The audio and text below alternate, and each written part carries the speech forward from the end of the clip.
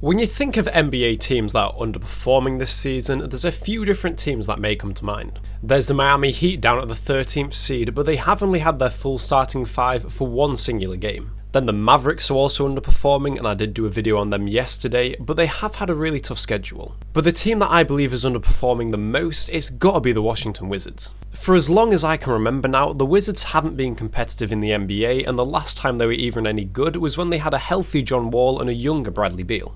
But we all know what happened with John Wall, and Beal was left to lead the team by himself, but didn't have too much luck with that.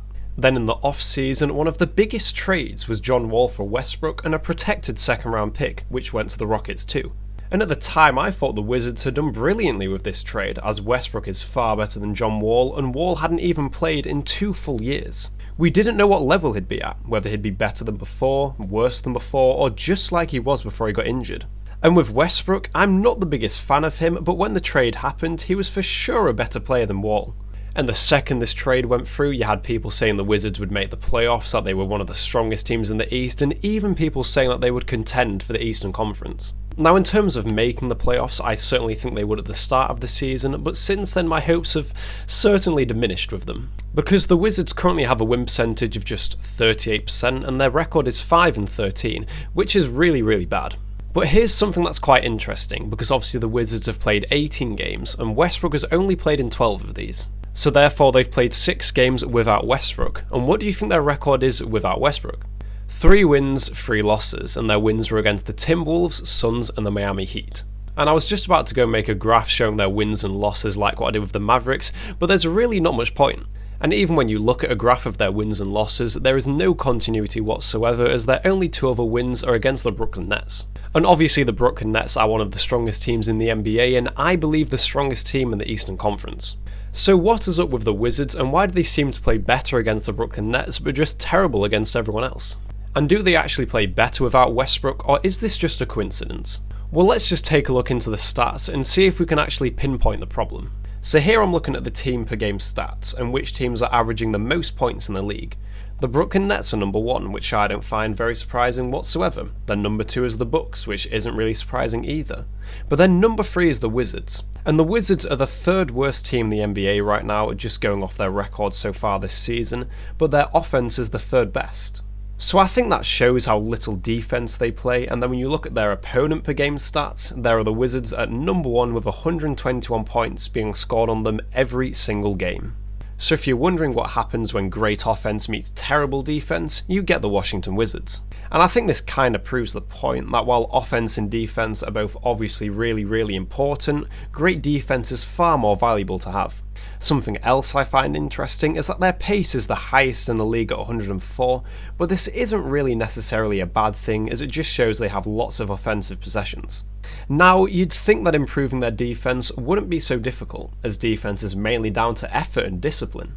But when you watch them play, it's like they've never even spoken to each other before. And honestly, I understand they're all exceptional basketball players, and they wouldn't be in the NBA if they weren't great at their sport. But some of the mistakes this team makes on defense, they just look like schoolboy errors. And I don't want to point fingers at anyone or just come across as disrespectful, but Robin Lopez is not fit to be an NBA center, and he certainly shouldn't be starting for a team in the NBA. And I'll admit there definitely was a time when Robin could hold his own in the league, but now is not that time, he is past his prime. Whenever Robin gets switched on to a quicker guard, it's pretty much an automatic bucket every single time, as he just can't keep up with them. And here you can see his man get the ball 10 feet out away from the basket for no real reason, because he's just not denying it. And I know that Robin is just trying to stay under the basket for help, but he could still be tight upon his man and be in the help position. And here on the screen, he needs to be so much higher up just so he can contest the shot. But then again, he is very slow, and that's why he needs to sag off so much. Then this one here, there's not much he really could have done, as his bounce is no match for Capella's, and he is great at finishing alley-oops. Now, Lopez is by no means the only problem on this team, as I think there's very few players you could look at and say they're good defenders. As here, Rui Hachimura should be the main defender and help, but just doesn't get in the lane. And then on this possession, there's just absolutely no communication on the screen, and it just leads to a wide open 3-point shot.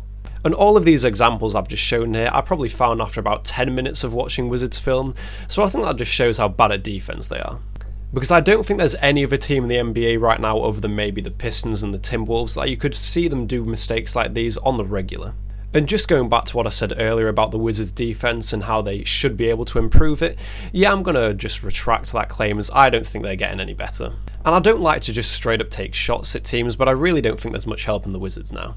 I honestly hope they prove me wrong, but I think their chances of making the playoffs right now are very, very slim. And even if they make the 10th seed and get into the play-in tournament, I don't think they have the heart or the passion to win the next 2 games and get into the playoffs. But hey, at least they've got Bradley Beal, who is the leading scorer in the NBA, so that's something they can be happy with.